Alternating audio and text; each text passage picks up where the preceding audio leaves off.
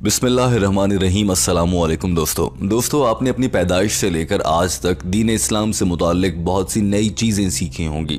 मिसाल के तौर पर नमाज पढ़ते हुए सर पर टोपी रखनी है, औरतों को दुपट्टा अपने सर पर लेना है।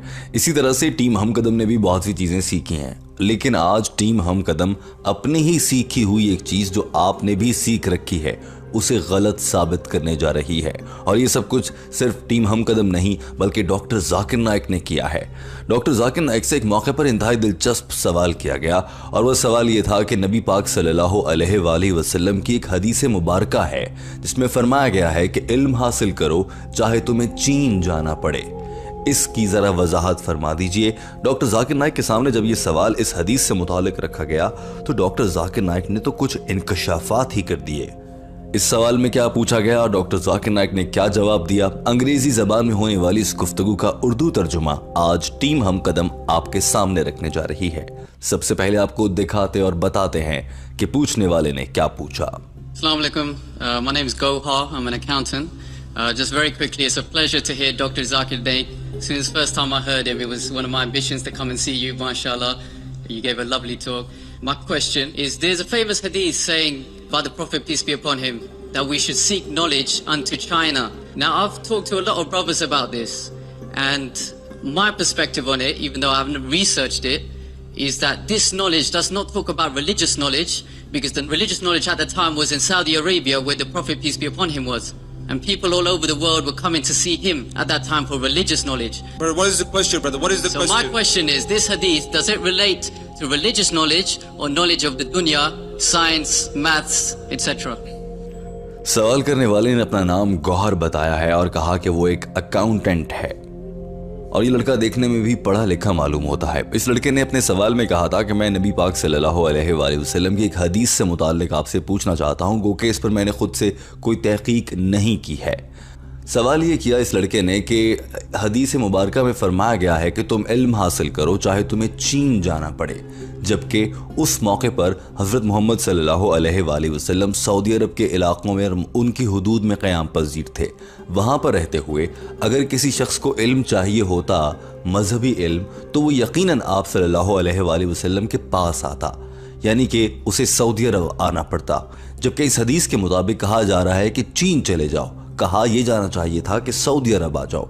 तो मजहबी लिहाज से अगर किसी को मजहबी इल्म चाहिए तो फिर उसे तो सऊदी अरब आना चाहिए था, क्योंकि नबी पाक सल्लल्लाहु अलैहि वसल्लम तो वहां पर हैं। लिहाजा सवाल करने वाले ने कहा था कि मुझे इस बात की समझ नहीं आती कि ये कैसे हो गया, गो कि मैं खुद इस पर तहकीक नहीं कर सका हूं, आप मुझे बता दीजिए।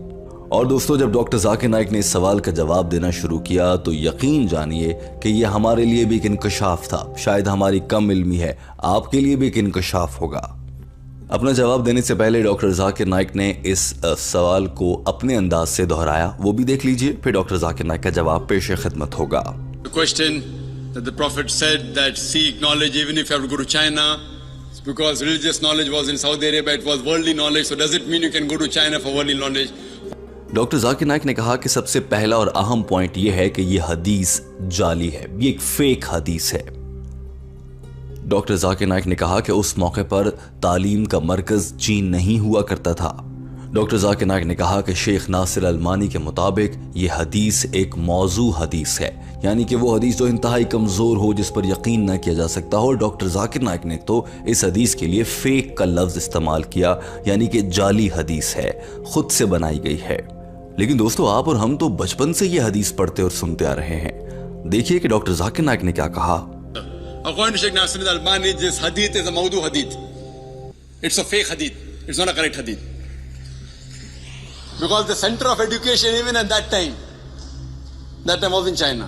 This hadith is a fake hadith, but doctor Zakir Naik ने कहा कि उस वक्त इल्म का सरचश्मा चीन का इलाका नहीं हुआ करता था, उस मौके पर सऊदी अरब में ही इल्म मौजूद था, चाहे दुनियावी हो या मजहबी हो।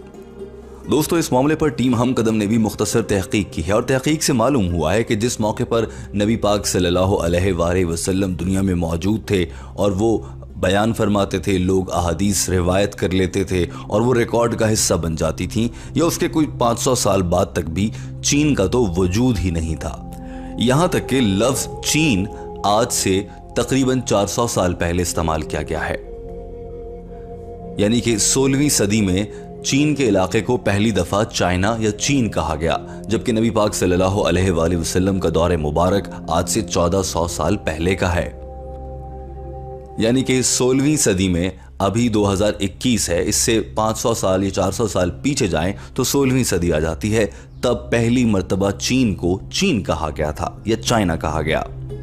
जब नबी पाक सल्लल्लाहु अलैहि वसल्लम के दौर में लफ्ज़ चीन ही मौजूद नहीं था, लफ्ज़ चाइना ही मौजूद नहीं था या चाइना का मुल्क ही मौजूद नहीं था, तो हदीस में आप सल्लल्लाहु अलैहि वसल्लम कैसे फरमा सकते हैं कि इल्म हासिल करो चाहे तुम्हें चीन जाना पड़े। डॉक्टर जाकिर नाइक ने सवाल करने वाले से मुखातिब होते हुए कहा कि इसका मतलब यह हरगिज़ नहीं है कि इल्म हासिल ना किया जाए। अगर यह हदीस जाली है तो इसका मतलब यह है कि कुरान पाक के दीगर हवालों से समझा जाए। और कुरान पाक ने इंसानियत को, मुसलमानों को नहीं, पूरी दुनिया की इंसानियत को जो पहला मैसेज दिया, पहला पैगाम दिया, वो ये नहीं था कि नमाज पढ़ो, रोज़े रखो, ज़कात दो। वो ये था इक़रा, पढ़ अपने रब के नाम से। लिहाजा इल्म बहुत ज़रूरी है और मुसलमानों, इंसानों सभी को इल्म हासिल करना चाहिए। डॉक्टर जाकिर नाइक ने कहा कि अगर हदीस की बात की जाए तो शुआबुल बिहाकी में नबी पाक सल्लल्लाहु अलैहि वसल्लम की हदीस नंबर 1665 मौजूद है। हर मुसलमान मर्द और औरत के लिए बुनियादी उलूम हासिल करना उस पर फर्ज है। ये नबी पाक सल्लल्लाहु अलैहि वसल्लम की हदीस मुबारक है। Was not to pray, was not to give zakat, it was Iqra. In Surah Al-Alaq, chapter 96, verse number 1, Iqra. And our beloved Prophet Muhammad sallallahu alaihi wasallam said, it's mentioned by Haki, it is obligatory on every Muslim, man or woman, to acquire knowledge. So acquiring knowledge is fard in Islam. It's compulsory. It includes, the more obligatory is the deen. Doctor Zakir Naik ने कहा कि अगर इल्म हासिल करना है तो उसके लिए सफ़र करने में कोई बुराई नहीं है। आप चीन जाएं, अमेरिका, बरतानिया या दुनिया के किसी भी मुल्क जाएं और आला से आला तालीम हासिल करें और वापस अपने वतन लौट कर आकर वहाँ पर खिदमत करें। डॉक्टर जाकिर नाइक इंतहाई खूबसूरती के साथ अपनी बात मुकम्मल कर चुके थे। दोस्तों, टीम हमकदम इस वीडियो के आखिर में ये सवाल आपके सामने रखना चाहती है, आखिर ऐसा क्यों है कि ये एक जाली हदीस बनाकर हम सब मुसलमानों को बचपन से सिखाई और पढ़ा दी जाती है और यह हदीस डॉक्टर जाकिर नाइक के बयान की रोशनी में गलत साबित हो रही है और अगर हकीकतन देखा जाए तो अकल भी इसको तस्लीम नहीं करती है। तो फिर यह हदीस कहाँ से आई और क्यों हमारे जहनों में उतारी गई? दोस्तों, इस सवाल का एक अहम जवाब इस जाविये से मिल सकता है। बिलखुसूस पाकिस्तान के मुसलमानों को जानबूझकर यह हदीस गलत बताई गई है ताकि यहाँ के मुसलमान चीन से प्यार करने लगे, क्योंकि पाकिस्तान और चीन के ताल्लुकात बेहतर रखना ही यहाँ की हुकूमतों के मफाद में रहा है। लिहाजा चीन के साथ दोस्ती करने की खातिर हदीस में लफ्ज़ चीन ज़बरदस्ती शामिल कर दिया गया और जाली हदीस बना दी गई। इतनी बड़ी तब्दीली और बिदअत करने की कोशिश की गई। दोस्तों, टीम हमकदम चाहती है कि आप भी इस पर अपनी राय का इजहार कीजिए। वाज़ेह रहे कि चीन में बसने वाले लोगों में से ज़्यादातर तादाद एथियस्ट लोगों की है, यानी कि वो लोग जो किसी मज़हब को नहीं मानते।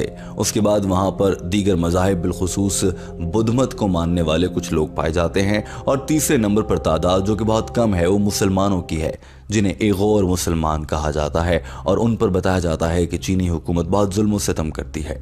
दोस्तों, वीडियो देखने का बहुत शुक्रिया। टीम हमकदम आपसे चाहती है कि आप अपनी राय का इजहार कीजिए। आखिर कैसे हुआ कि एक गलत हदीस इस पूरी दुनिया में फैल गई है? कमेंट ज़रूर कीजिएगा, हमें आपके जवाब का इंतज़ार रहेगा। वीडियो देखने का बहुत शुक्रिया। अपना ख्याल रखिए। अल्लाह हाफ़िज़।